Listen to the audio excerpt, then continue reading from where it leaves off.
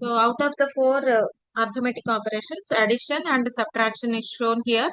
ADD, addition, ADC, addition with carry, subtraction, SUB, subtraction with borrow, SBC, reverse subtraction, RSB, reverse subtraction with borrow, RSC.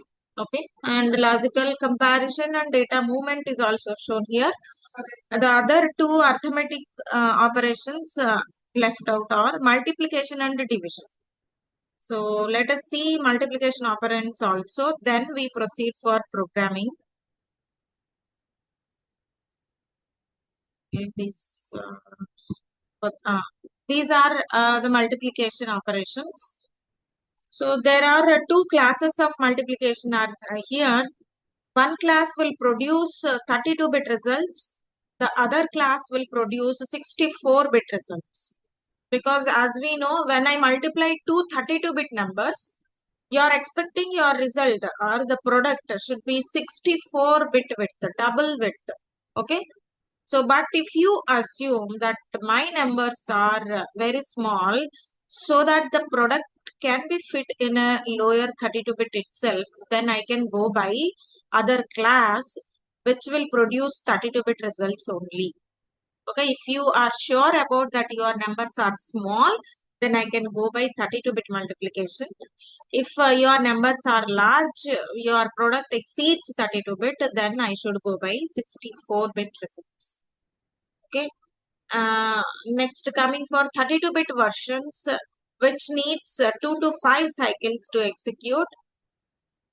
The simple multiplication. Opcode is mul. Every opcode needs 3 operands here. R0 considered as a destination operand. R1 and R2 are the two 32-bit operands which provides input. Multiplicand and multiplier. If R1 is multiplicand, R2 is considered as a multiplier. Those two are multiplied and the product is copied in R0 register. And it is a 32-bit version, so it only saves lower 32 bits. Even though if your numbers are larger, if it is producing higher 32-bit product also, that will be collapsed or not retained. It will be deleted. Okay, obviously only we are loading 32-bit, least significant 32 bits of your product. Okay, that is MUL, multiplication.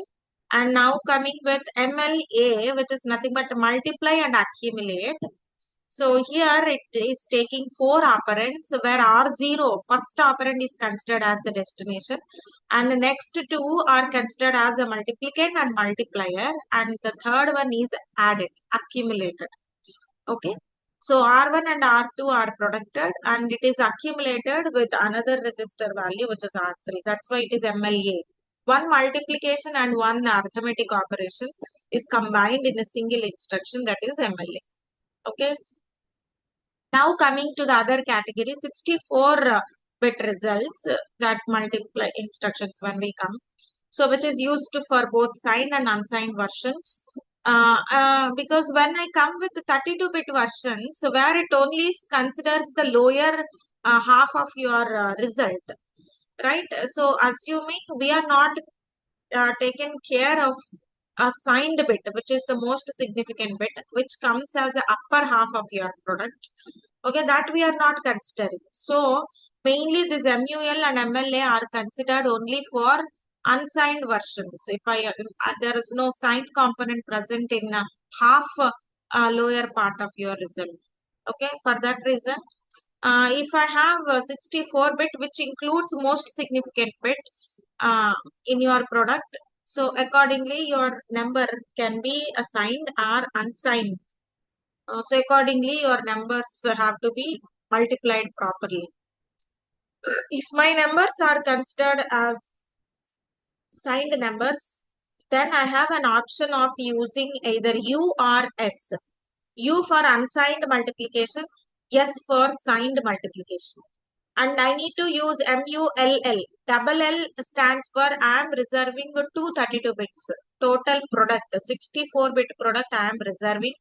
For that, I need to give 2 registers as your destination. So R4 and R5 here are considered as destination registers, out of which R4 is considered as lower 32-bit product. R5 is considered as a higher 32-bit product. Okay. So your product is considered as R5 concatenated with R4, right? And R2 is your multiplicand, R3 is your multiplier. When two 32 bits are multiplied, my product is 64 bits. So the two registers provided here are R5 and R6. Lower half of the product is saved in R4, higher half of the product is saved in R5. Okay. That is about MULL. Double L 64-bit output. Similarly, I do have multiply and accumulate with longer word, that is 64-bit product. That's why it is MLAL. Extra letter stands for 64-bit multiply instructions. Similarly, U and S, an option is given here to choose unsigned or signed multiplication. So as I can't have extra bits to hold even the accumulator registers, that's why it is taken as the previous values present in R4 and R5 are added to the present product R2 and R3, and it is updated with the same registers. That is about MLAL. And now coming to basic ARM7 family, ARM4 versions, they do not offer integer division instructions. Okay, so you have to use your available operations like shift and addition to perform shift and subtraction. You need to write your own C program or assembly program with the available opcodes for your implementation of division. So this is the one of the default. In ARM7, there are no division instructions available. Okay. So these are about multiply and accumulate. So with these four arithmetic and logical operations, let us proceed with the programming. Okay. So open your Keil. Kindly concentrate. Okay. So batch 1 people. Uh, this Tuesday morning, you have to exercise these programs. Right? So till now you have created a project for your 8051. Now we are going to create your project for ARM7 CPU, right? So go to project and new microvision project. Okay, give some name to your project. Maybe I'm giving sample as my project name. Now you have to choose your target. Okay. So till now we are worked with ARM7 version. So I have an option to choose either ARM7 Big Endian or Little Endian. The difference here is Little Endian where uh, these are 32-bit width, no?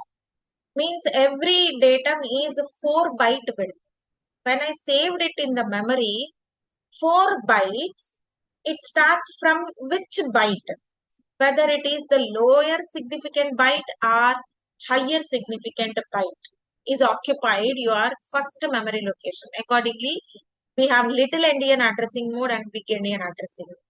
Okay, so basically by default ARM7 we use little endian architecture. Lower addressed memory location is allowed to hold lower significant byte of your number.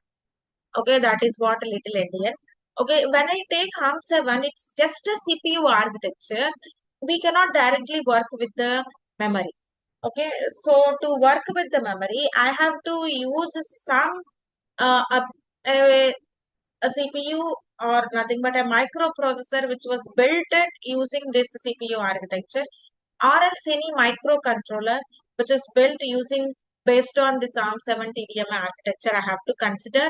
So for simplicity, as per your syllabus, we have LPC 2148, which is based on ARM7 TDMI architecture that I am selecting right now. Okay. So it is ARM7 TDMI. S stands for synthesized version. Means this CPU architecture is delivered as a soft IP core in the form of VHDL language, right? That's what S stands for. based high performance 32-bit RISC microcontroller is built using the CPU architecture, which has 512 KB of on-chip ROM, and some RAM is also there, which is around the 32-bit KB, which is available here, right? So 32-bit KB of RAM is there, and it also have on-chip peripherals like two 10-bit ADCs, DAC also there, and UART, I2C modules, RTC, brownout detection is the ports are there, general purpose ports, okay, on chip PLL. Okay, these are all other on chip peripherals which are combined to the CPU architecture that a microcontroller was built by a manufacturer called NXP, which was founded by Philips, right? So that microcontroller we are considering for implementing our assembly language programs. Okay. So here you need to remember that my target is LPC 2148, which is a microcontroller based on the CPU architecture ARM7 TDM. Okay. So as the CPU architecture is ARM7 TDMI, by it is allowing you to use the instruction set of ARM7 based 32-bit instruction set. Okay. So let us take that as a target. And now here, obviously, you know the decision. If I am implementing programs in assembly language, then you no need to add the startup file. If it is in embedded C, you have to add the startup file. Let us check presently no, as I am not using embedded C. I want to implement in assembly language. Okay. So for that, to write a program, take a new file. Now here you have to implement your program, right? So as we are using now a Keil assembler here, ARM7 based assembler for assembling your assembly language program. Okay, so it has a certain directives, certain syntax. Okay, here also, which is different from 8051, right? So here the main syntax. When we come with 8051, assembly language programs are start with an assembler directive which is called ORG, originator, start at this particular address, and end is the end of your line of code. Similarly, here also we have certain assembler directives which are useful for the assembler, which indicates that this is start of my program. Okay, so the first assembler directive is area, which, and one more thing here, you have to start every time from a space, from the dead end. You should not start from dead end. Like your Python language, ARM7 assembly also indentation is very mandatory. Okay, so simple 8051 assembly program, it doesn't bother about indentation. But here ARM7 assembly, indentation is must.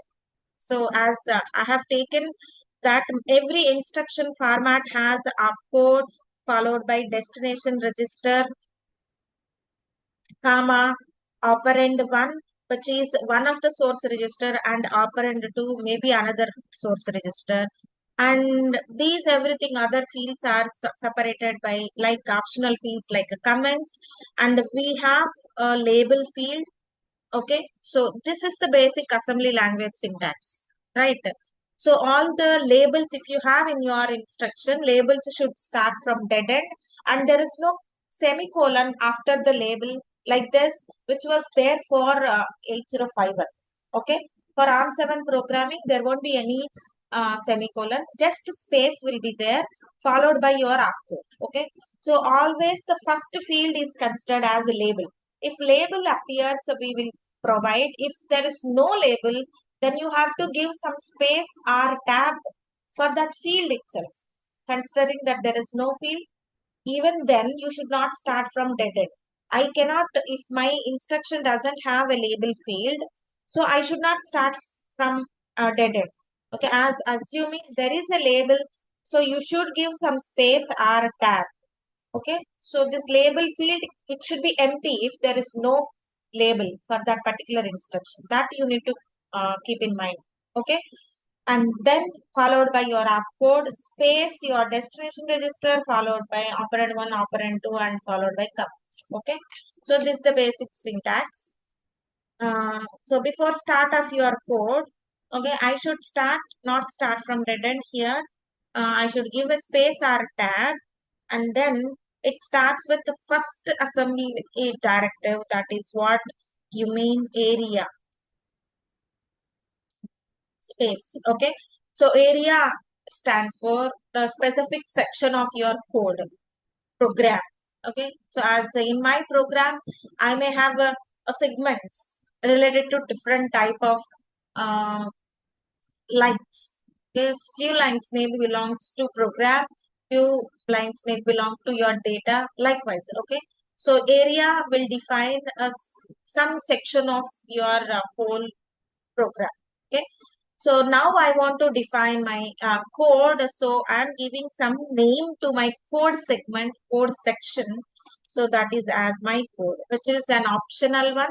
Um, Specifically your name or anything. It's just a variable name given for a particular segment. Okay. So area followed by some uh, name given to further section of the code. And I am saying that my further section of the code is belonging to some instructions as a code segment. So I should write it as a code. Okay, and you know that my code which is copied in a program memory, which is meant actually for read only. So next starts with option read only. Okay, so and then this is the segment entry and end is end of your segment. Okay, so this is the basic syntax for starting any of your code. Okay, so save this. Let me save so that the coloring will vary, so it will be uh, clear to you. Okay, so maybe I'm writing as a arithmetic operations. No, you want to program. So cycle to first experiment. So this is my extension is .asm. Okay, so consider. So now I have saved. See, the color code has changed. Okay, so within this I can write my program now, right? So first I want to perform addition of two numbers. What are the two numbers? Assume take any two numbers. Okay. Uh, and to perform any operations, it is clear that your data first should be in registers. Okay. So let me take register. So I am moving my first number into a register R0. My number I have to consider that my number is something like 67. If it has to be hexadecimal, you can precede it by H. Okay, this is my first number.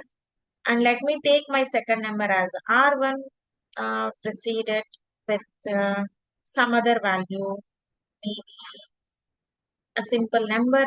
Let me take to have a negative number. Let me take it as a negative number, which is -1. Okay, so these are my two numbers. I want to perform addition operation. So add, I want to save my result into add R0 comma R1. Okay, right. This is my uh, simple operation addition. So let me perform another operation like R3, which will do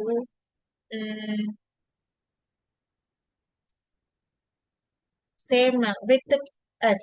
The difference I wish to show you R0 comma R1. Okay.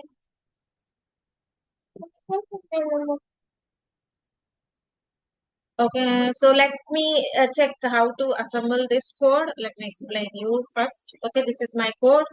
Now save this code and add to the target group, source group, add it, cycle to first experiment. So this one, add ASM, add and then close. Okay, so your ASM file is added here and the remaining procedure is same. Compile. So it shows any errors are there, it shows here. So in line 4, I have an error, which is R0 comma H is I'm missing comma issues.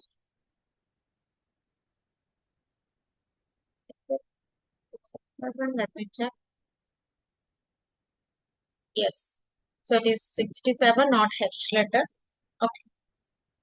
So now compile, build, rebuild all. Okay. So it is built. Right now, we shall see execution by going to debug. So enter into debug mode.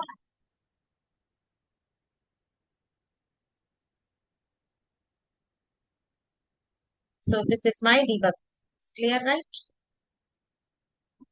So these are all my registers, including CPSR and SPSR is saved program status register, which is affected whenever an exceptions are received.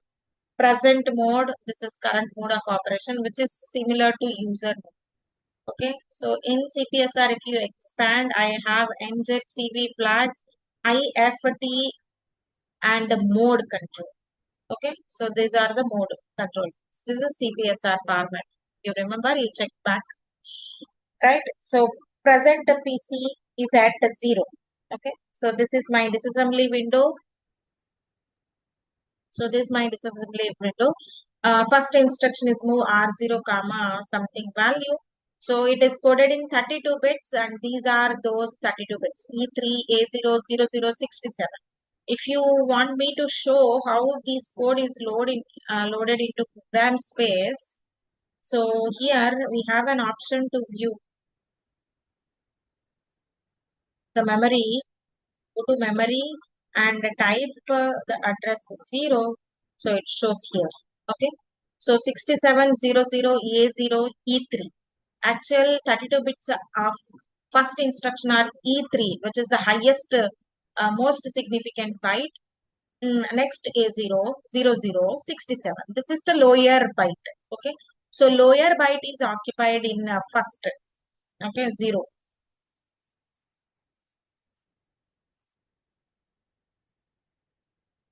See. Sorry. Sorry. So 6 is 0 and this address it goes to 1 and 2 and 3.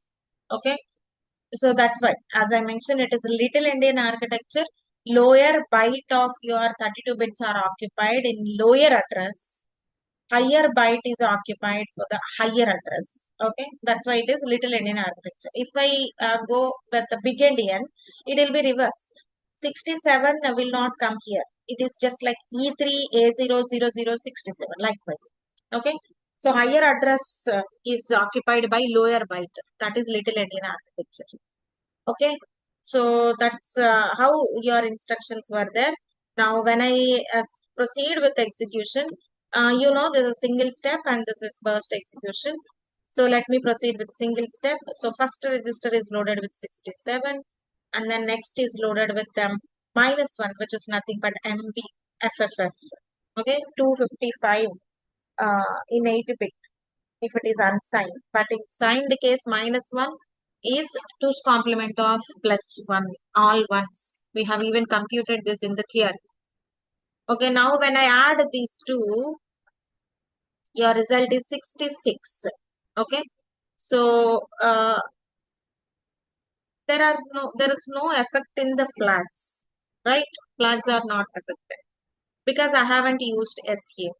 When I use S here, the flags affected are shown here. The carry is 1. But because it is 67 plus all ones you are doing, no? Indirectly, we are adding 67 -1, this number. So you are getting carry 1 is nothing but it is considered as complement of the borrow. You don't require borrow to perform this subtraction. In that way, it is uh, borrow is 0. Or the other way, because if I consider it as an unsigned number, considering FFFF, take a calculator, go to programmer mode, uh, go to quad word,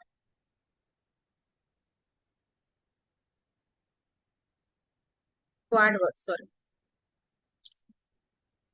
quad word, Go to hexadecimal, and now my number is FF, FF, FF, FF. To this, I am adding 67. So when I enter here, see, I'll be getting the 33rd bit, which is 1 considered as a carry, plus all remaining 66. So this extra bit is considered as a carry here. Carry is affected, okay, due to ADDS, right? So if I consider the previous value, FFF, in unsigned case, I will be considering the carry. But if it is in a signed case, I should not view carry, only overflow have to be inspected. Overflow is 0, so the result is correct. In that way, I can proceed. Okay, that's the difference between signed and unsigned operations. And this is what ADD and ADDS, the difference. Okay, so with this, my instructions are over. I can stop executing. Okay, so this is the debugger. Simple addition. So similarly, I can now see even the subtraction, and I want to copy the value in R4, R0, comma R1. Okay, see, assume the difference between S and SUB, just SUB. As I mentioned, flags will not be affected. Similarly, check RSBS. See, though the opcode is not highlighted, it doesn't matter. You will be getting a proper output. R0 and R1, you observe the difference. Similarly, you observe SBC, and RSC, reverse subtraction with borrow. Those outputs also you can observe. And similarly, you can observe a multiplication instructions, 32-bit multiplication. Here, I'm using R8 for storing the result R0, comma R1. The effect of this, and what happened when I use signed multiplication, LU, double multiplication, where I should give two registers, R9 and R10. R10 holds higher byte, R9 holds lower word of your product, not byte. Sorry. Okay, and see, observe the difference between SUMLL and UMULL. Okay, so this is about multiplication and division. You save and observe the things. One more thing I have to highlight here.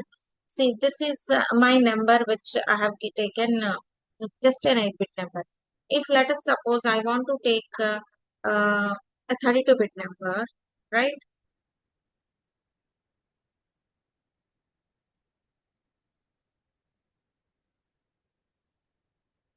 Take a 32-bit number, any 32-bit number. If I suppose I am taking as this is as my number. Okay.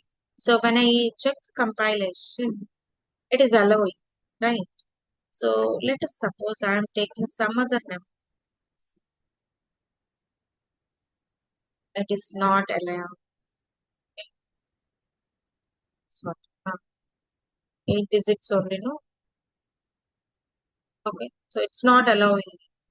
So this number cannot be represented by 0 to 55 under rotation. So this is what we call a constraint on immediate address. You know what is immediate addressing? No? The value of the operand is directly specified in the instruction. I am specifying the number itself in the instruction. So which is a 32-bit number. And I know every instruction in ARM7 is 32-bit bit. If such instruction is there, if which the 32 bits of your instruction are taken up by my number itself, right? My number is 32-bit width now. Total 32 bits are occupied by my number itself. Then how can I store, how can I reserve further numbers for opcode and for the register, right? There are no further bits are available to preserve opcode and bits. If you remember instruction format, out of the total instruction code, which are of considered 32 bits. A few are dedicated for opcodes, few bits are dedicated for destination operand, few bits need to be dedicated for one of the source operand, the other few bits for second source operand. If my second source operand itself is a 32-bit width, I cannot assign the remaining fields like opcode and destination operand. That's the limitation. Okay, so that is what constraint on immediate addressing mode. To avoid total 32 bits dedicated for your number, only few bit fields are dedicated for immediate addressing mode. That is 8 bits plus a rotation for that 4 bits are given. Okay, only 12 bits are dedicated to hold my immediate number. It doesn't mean exactly 12 bits. See, this is allowing, and this number is allowed, where it is not just represented with the 12 bits. Because we have an immediate constraint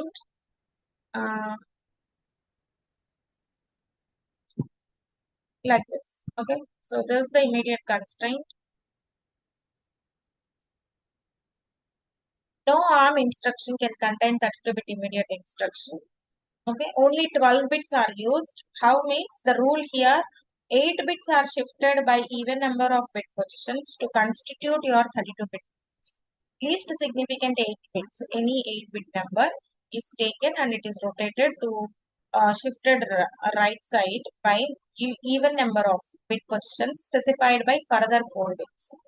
That forms 132-bit number that can be considered are stored. Any other number which cannot be represented in this way should not be used in your program.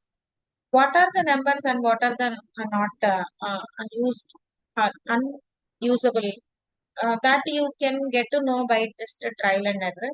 If it is not able to do, can't do that. Okay. So then how to overcome such a problem? My number will not be always suitable for 12-bit representation, right?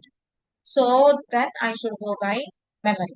So I should first load my memory with your datum and get the datum from memory using load and store instructions, and then you can work it out.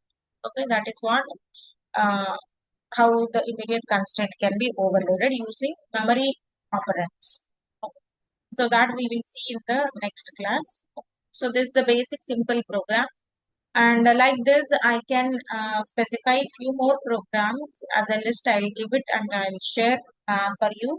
You practice on today's lab, Tuesday's lab.